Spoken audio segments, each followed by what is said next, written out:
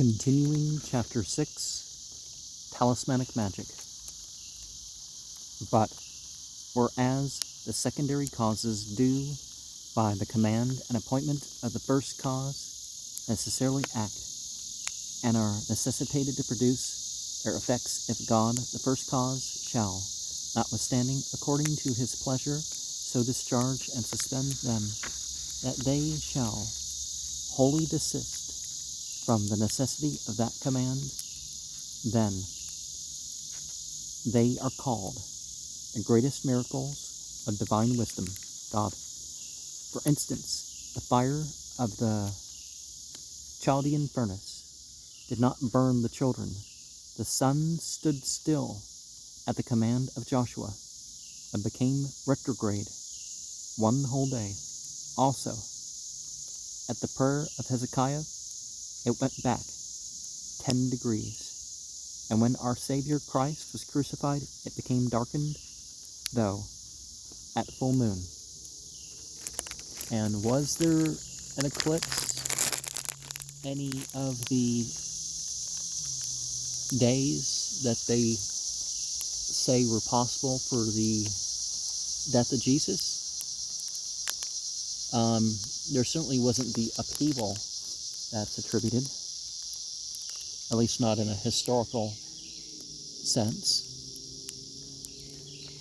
And the reason of these operations can by no rational discourse, no magic or science, occult or profound soever, be found out, are understood, but are to be learned by divine oracles only.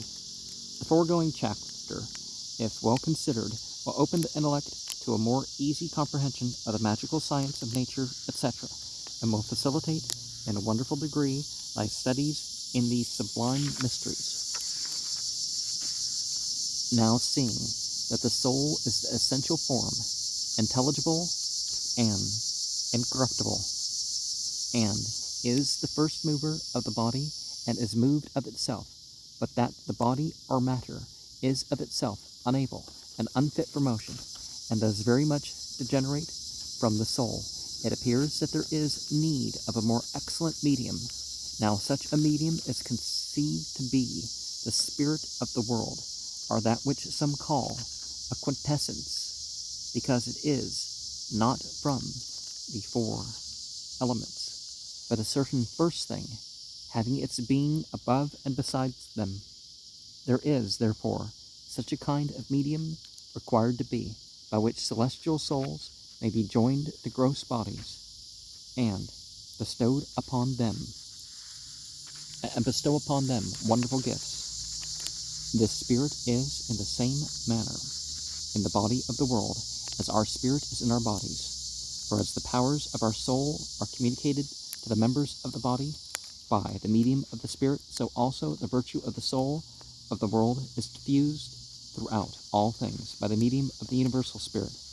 For there is nothing to be found in the whole world that hath not a spark of the virtue thereof. Now this spirit is received into things, more or less, by the rays of the stars, so far as things are disposed, are made fit recipients of it. By this spirit, therefore, every occult property is conveyed into herbs, stones, metals, and animals, through the sun, moon, planets, and through stars higher than planets. Now this spirit may be more advantageous to us if we knew how to separate it from the elements, or at least to use those things chiefly which are most abounding with the spirit. For those things in which the spirit is less drowned in a body and less checked by matter do much more powerfully and perfectly act, and also more readily generate their like.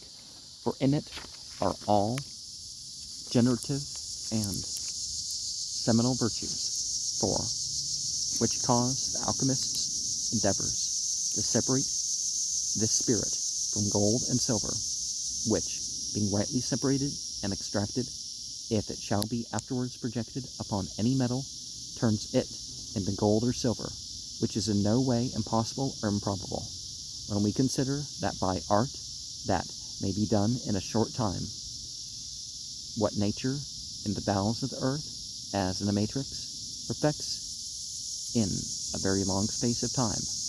All stars have their peculiar natures, properties, and conditions. The seals and characters whereof they produce through their rays, even in these inferior things, these in elements, in stones, in plants, in animals, and their members, whence everything receives from an harmonious disposition, and from its star shining upon it some particular zeal or character stamped upon it, which is the significator of that star or harmony, containing in it a peculiar virtue, different from other virtues of the same matter, both generically, specifically, and numerically.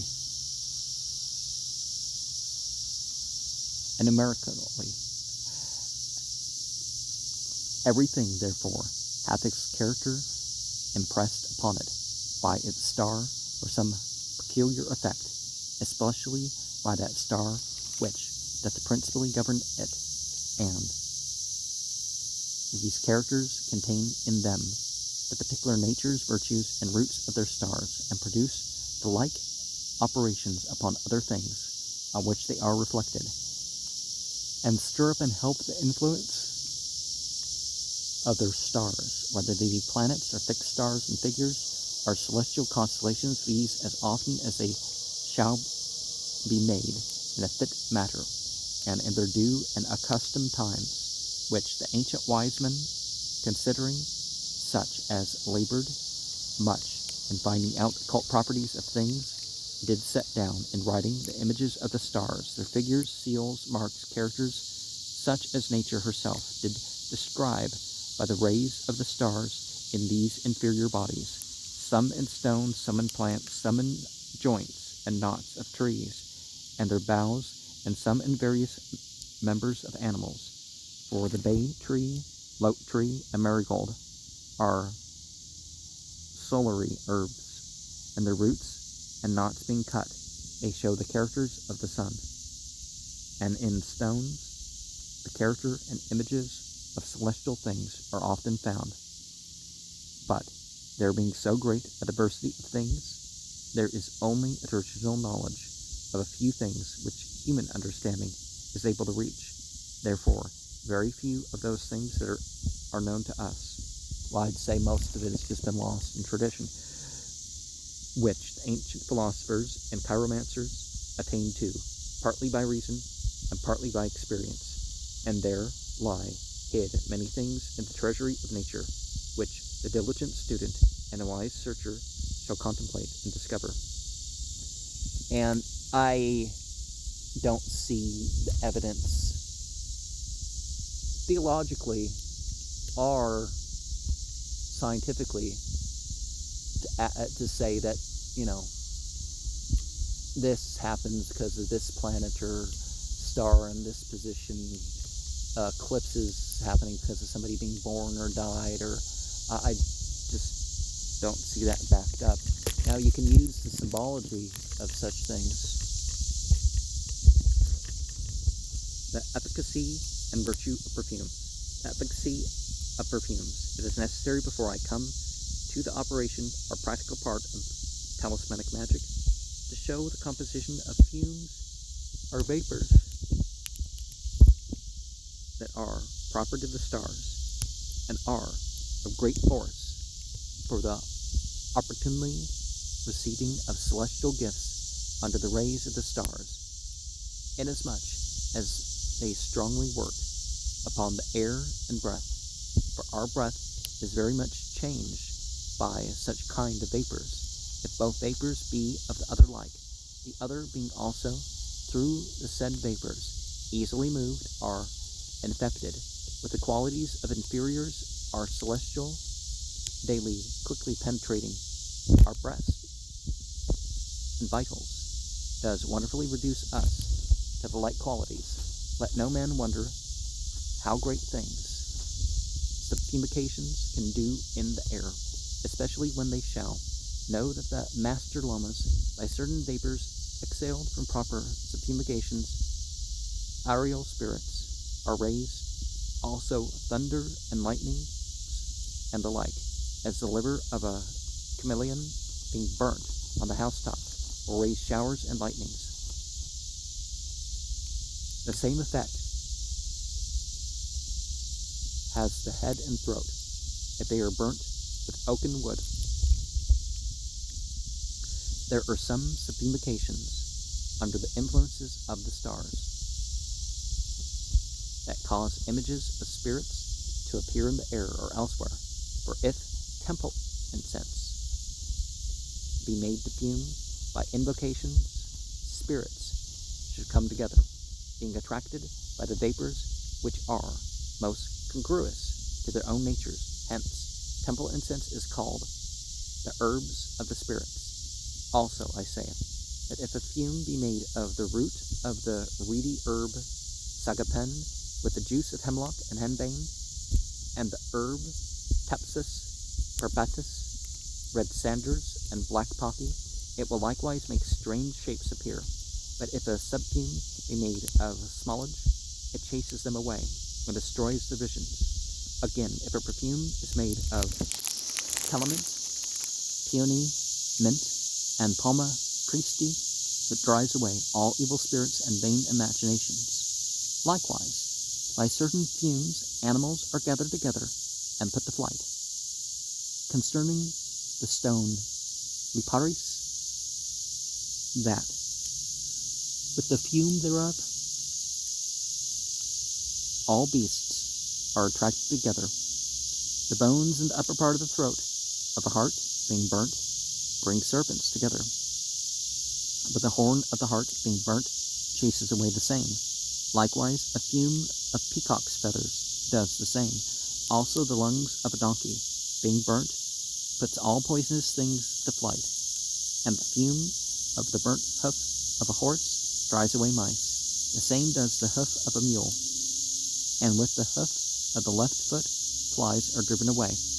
And if a house or any place be smoked with the gall of a cuttlefish, made into a confection with red storax, roses and lignum aloes, and then there be some seawater or blood cast into the place, the whole house will seem to be full of water or blood.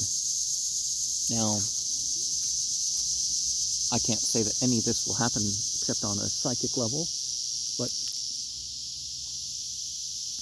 now such kind of vapors as these we must conceive do infect a body, and infuse a virtue into it, which continues long, even as the poisonous vapor of the pestilence, being kept for 2 years in the walls of a house, infects the inhabitants, and as the contagion of pest or leprosy, lying hid in a garment, will, long after, infect him that wears it. Now there are certain subfumigations made from temple incense, and used by almost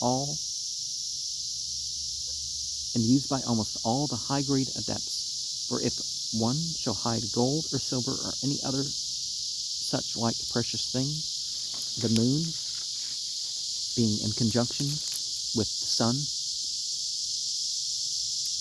and shall perfume the place with temple incense, that thing which is so hid shall never be taken away therefrom, but the spirits that shall continually keep it. And if anyone shall endeavor to take it away by force, they shall be hurt or struck with a frenzy. And there is nothing like fume of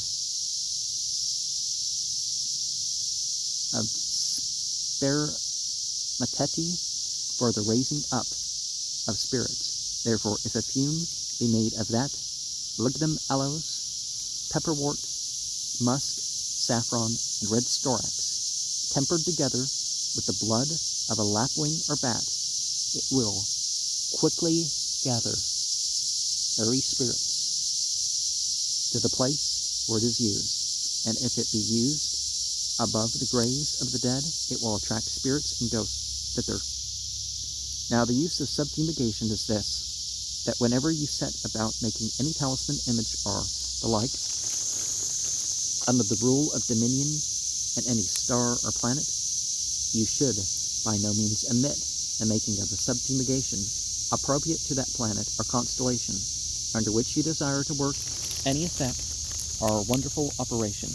As for instance, when I direct any work of the sun, I must subfume with solary things, if to the moon with lunary things, and so are the rest.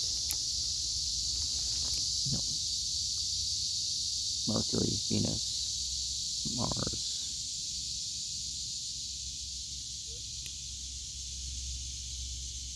Jupiter, Saturn, Uranus, Neptune, Pluto, and I must be, careful to observe that as there is a contrariety or antipathy in the natures of the stars and planets and their spirits, so is there also in subfumigations. For there is an antipathy between lignum, aloes, and sulfur, frankincense, and quicksilver, and spirits that are raised by the fume of lignum aloes are laid by the burning of sulfur. For the learned Hindus give an example of a spirit that appeared in the form of a lion, furious and raging. By setting a white rooster before the apparition, it soon vanished away, because there is so great a contrariety between a rooster and a lion. And let this suffice for a general observation in these kind of things. I shall proceed with showing distinctly the composition of the several fumes appropriated to the 7 planets. Now, of course, we need to distinguish the planes, right? I don't believe in ghouls myself. That these spirits are going to physically harm people. Now, they may convince people to psychosomatically harm themselves, but, But what was the thing going on there? Is that what a lion spirit's like, you put a rooster in front of me? What's this silly nonsense? Composition of perfumes appropriated to the 7 planets. The sun, I make a subfumigation for the sun in this manner. Take of saffron, ambergris, musk, lignum aloes, lignum balsam, the fruit of the laurel, cloves, myrrh, and frankincense, of each a like quantity, all of which, being bruised and mixed together, so as to make a sweet odor, must be incorporated with the brain of an eagle or the blood of a white rooster, after the manner of pills or crotches. Some of that Ayurvedic stuff can contain somewhat toxic things, and if you don't know what you're doing, you poison people. So there's that. The moon. For the moon, I make a perfume of the head of a frog, dried, and eyes of a bull, the seed of white poppies, frankincense, and camphor, which must be, which must be incorporated with menstruous blood, or the blood of a goose. Saturn. For Saturn, take the seed of black poppies, henbane, mandrake root, lodestone, and myrrh, and mix them up with the brain of a cat and the blood of a bat. Jupiter, take the seed of ash, lignum aloes, storax, the gum benjamin, the lapis lazuli, the tops of peacock feathers, and incorporate with the blood of a stork or swallow, or the brain of a hart. The H-A-R-T. Okay. Here.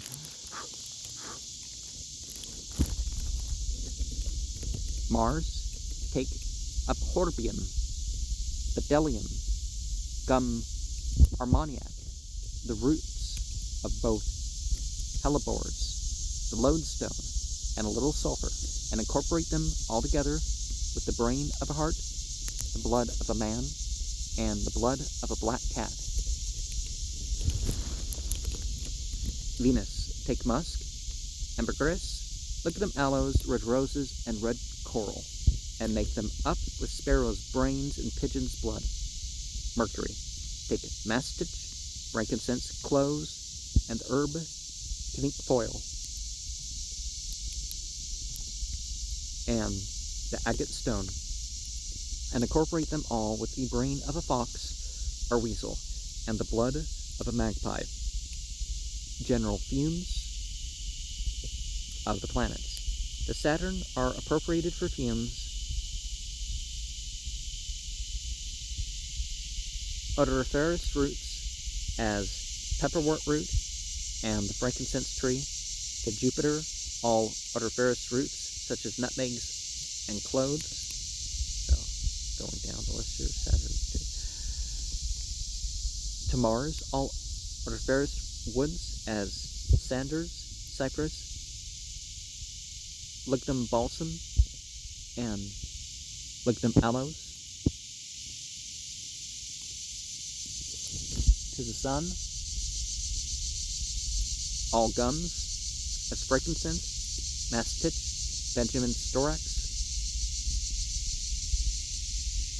laudanum, ambergris, and musk. To Venus, flowers as roses, violets, saffron, and the like.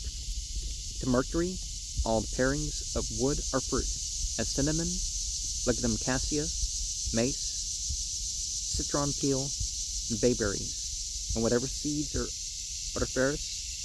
To the Moon, the leaves of all vegetables, as the leaf indum, the leaf of the myrtle, and the bay tree. Note also that according to the opinion of all magicians, in every good matter, as love, goodwill, and so on, there must be a good perfume, odoriferous and precious, and in evil matters, as hatred, anger, misery, and the like, there must be a stinking fume that is of no worth. The 12 signs of the zodiac also have their proper subfumigations.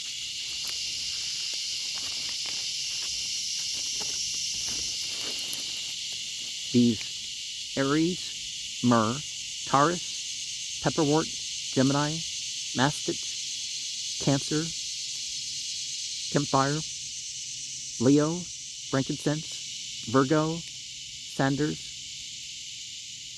Libra, Galbanum, Scorpio,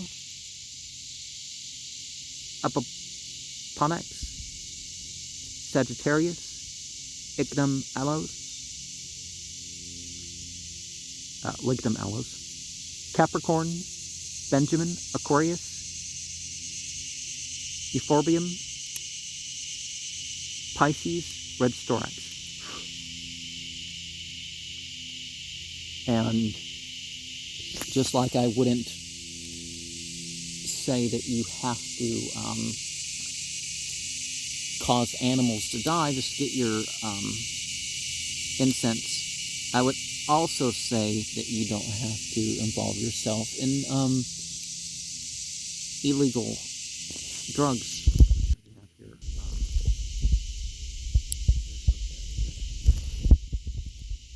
I describe the most powerful fume to be that which is compounded of the 7 aromatics according to the powers of the 7 planets, for it receives from Saturn pepperwort, from Jupiter nutmeg, from Mars lignum aloes, from the Sun mastich, from Venus saffron, from Mercury cinnamon, and from the Moon myrtle.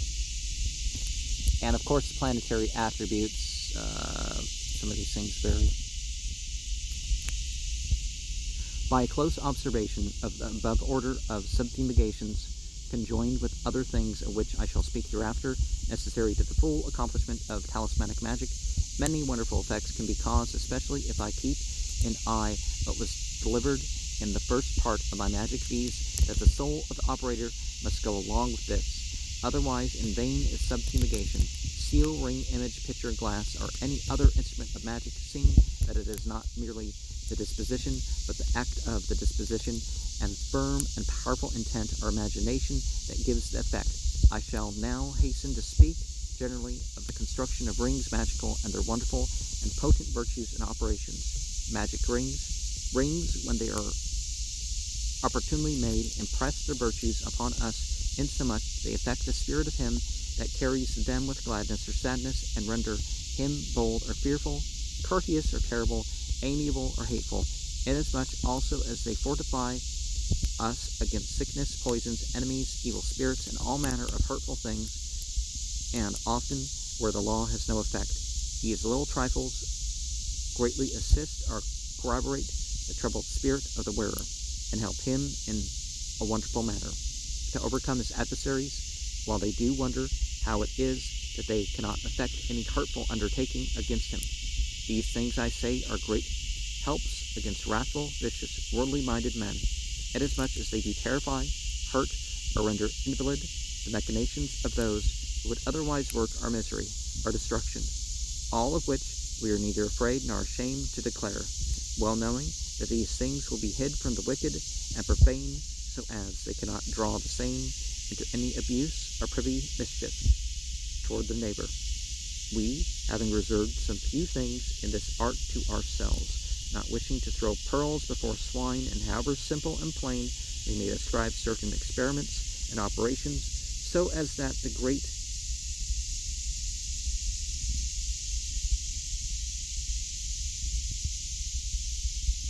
announced school philosophers may mutter or scoff thereat. Yet there is nothing delivered in this book but what may be, by an understanding thereof, brought into effect, and likewise out of which some good may be derived. But to proceed, the manner of making these rings is thus: when any star ascends in the horoscope, fortunately, with a fortunate aspect or conjunction of the moon, we proceed to take a stone and herb, and that is under the star, and likewise make a ring out of the metal that is corresponding to the star, and in the ring under the stone put the herb or root, not forgetting to inscribe the effect, image, name, and character, as also the proper suffume. But I shall speak more of these in another place, where I speak of images and characters. Therefore, in making of rings magical, these things are unerringly to be observed as we have ordered. If anyone is willing to work any effect or experiment in magic, he must by no means neglect the necessary circumstances which we have so uniformly delivered. A prince of the Indians bestowed 7 rings, marked with the virtues and names of the 7 planets, to Apollonius, of which he wore one every day, distinguishing according to the names of the days, by the benefit of which he lived above 130 years, as also retained the beauty of his youth. In like manner, Moses, the lawgiver and ruler of the Hebrews, being skilled in the Egyptian magic, is said by Josephus to have made rings of love and oblivion. There was also, teacheth the Hindu adepts, a ring of Bacchus, which could procure love and honor. We read also that Eudamus, a certain philosopher, made rings against the bites of scorpions, against the bites of serpents, bewitchings, and evil spirits. The same doth Josephus relate of Solomon. Also we read in Plato that Gugus, king of Lydia, had a ring of wonderful and strange virtues, the seal of which, when he turned it toward the palm of his hand, nobody could see him, but he could see all things. By the opportunity of which ring he ravished the queen, and slew the king his master, and killed whomsoever he thought stood in his way. And in these villainies nobody could see him, and at length, by the benefit of this ring, he became king of Lydia. I have above shown the power and virtue of magical rings, but the particular characters, inscriptions, and images to be made in or upon them, I refer to the student to that chapter treating the composition of various talismans, in which I have described exactly the express methods of perfecting them. The social powers of the soul. Soul. The powers of the soul are much help, and are helpful, and become most powerful by virtue of astral spirits, as they agree with the spirits, whether by any natural agreement or voluntary election. For as the adepts teach who chooseth that which is the better seems to differ nothing from him who hath this of nature. It conducteth therefore very much for the receiving the benefit of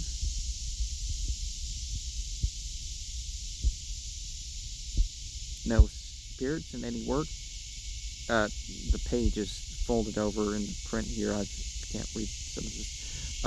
If we by the spirits make ourselves suitable to them in our thoughts, affections, imaginations, elections, deliberations, contemplations, and the like, for such like passions vehemently stir up our spirit to their likeness, and suddenly expose us and ours to the superior significators of such like passions,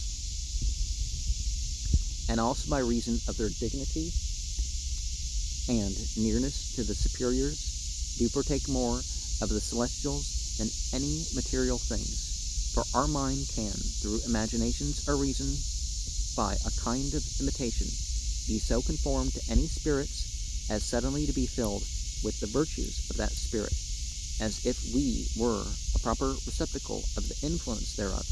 Now the contemplating mind, as it withdraws itself from all sense, imagination, nature, and deliberation, and calls itself back to things separated, affects diverse things by faith, which is a firm adhesion, a fixed intention, and vehement application of the worker or receiver to him that cooperates in anything, and gives power to the work which we intend to do, so that there is made, as it were, in us the image of virtue to be received, and the thing to be done in us or by us. We must therefore, in every work and application of things, affect vehemently, imagine hope, and believe strongly, for that will be a great help.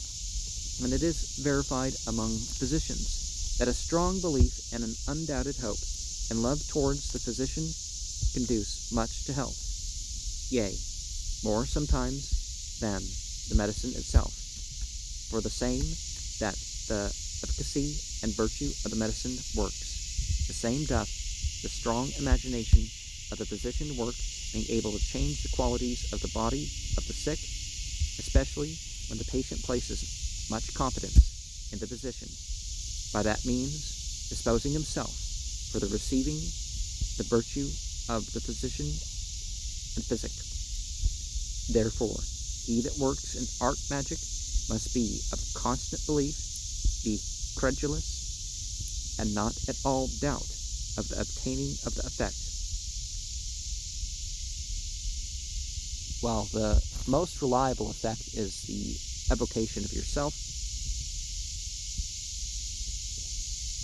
for as a firm and strong belief doth work wonderful things, although it be in false works, so distrust and doubting doth dissipate and break the virtue of the soul of the worker, which is the medium betwixt both extremes, whence it happens that he is frustrated of the desired influence of the superiors, which could not be enjoined and united to our labors without a firm and solid virtue of our mind. Well, I take that back slightly, because there is that even more likely thing, if you're actually fully serious about your intentions behind it, is the devotion. It can guarantee your devotion and be satisfied that, hey, I have done my best to do devotion by these things. And then even, how you feel about it, the person doing it, so it's satisfactory beyond what it brings out of oneself. The Hindu philosophers, especially the Lamas, say that man's mind, when it is most intent upon any work, through its passions and effects, is joined with the mind of the stars and intelligences, and being so joined is the cause that some wonderful virtue be diffused into our works and things, and this is because there is in it an apprehension of power in all things, because all things have a natural obedience to it, and of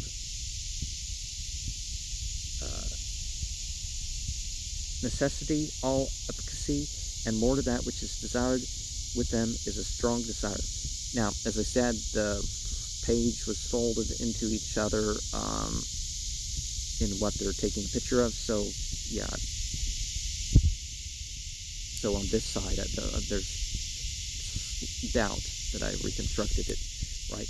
And according to this is verified the art of characters, images, enchantments, and some speeches, and many other wonderful experiments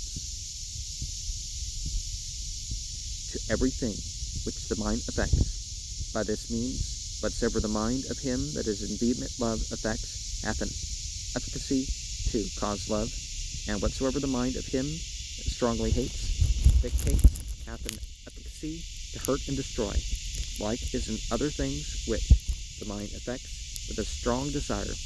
For all those things which the mind acts and dictates, by characters, figures, words, speeches, gestures, and the like, help the appetite of the soul, and acquire certain wonderful virtues from the soul of the operator in that hour when such a like appetite doth invade it. So from the opportunity and celestial influence, moving the mind in this or that manner, for our mind, when it is carried upon the great excess of any passion or virtue, oftentimes takes to itself a strong, better, and more convenient hour or opportunity, which Thomas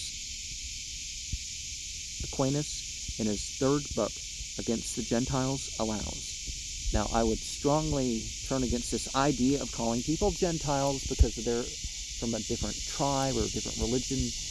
None of those words are just, quite the same thing. It refers to something deeper than that. A goyim, the goyim are something, it's not the same thing as, they're not Jews, they're not Abrahamic, so they're that's not entirely true. So many wonderful virtues, both cause and follow certain admirable operations by great perfections in those things which the soul doth dictate in that hour to them.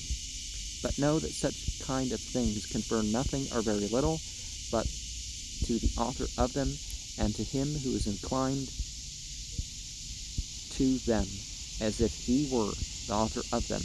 And this is the manner by which their efficacy is found.